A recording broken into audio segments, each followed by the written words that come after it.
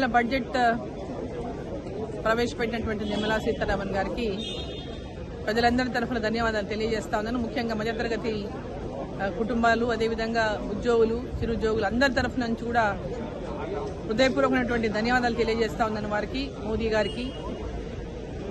ఈరోజు బడ్జెట్లో చాలా బ్రహ్మాండమైనటువంటి బడ్జెట్ మధ్యతరగతి కుటుంబాలకు కానీ, అదేవిధంగా ఉద్యోగాలు, చిన్న ఉద్యోగాలు చేసుకుంటున్నటువంటి మధ్యతరగతి ఉద్యోగాలు చేసినటువంటి వాళ్ళకి కానీ, ఒక ఎంతో కాలం నుంచి ఎదురు చూస్తున్నటువంటి వారికి ఇవాళ పెద్ద ఒక రిలీఫ్ ఈ బడ్జెట్ ద్వారా వాళ్ళకు మధ్యతరగతి కుటుంబాలకు ఇచ్చిందనే చెప్పాలి. దీంతో పాటు ఫిషరీస్ కి అంటే చేపలు పెంచుకున్నటువంటి వారికి కూడా పెద్ద ఎత్తున దీంట్లో లబ్ధి చేకూరే విధంగా ఈ బడ్జెట్ లో పెట్టడం జరిగింది.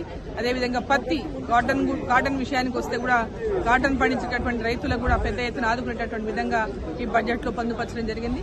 సో ఓవరాల్ గా చూసుకుంటే ఈ బడ్జెట్ లో బ్రహ్మాండంగా అందరూ ఏదైతే ఎదురు చూస్తారో ఇంతకాలంగా ఈ బడ్జెట్ లో ఏదైనా ప్రత్యేకత ఉంటుందా అని మధ్యతరగతి కుటుంబాల వారు, ముఖ్యంగా మధ్యతరగతి కుటుంబాల వారు ఏదైతే ఆశించిండ్రో, ఎన్నో రోజులుగా ఆశిస్తా ఉన్నారో వారి కలలు నెరవేరేటటువంటి విధంగా ఈరోజు ఈ బడ్జెట్ ఉంది.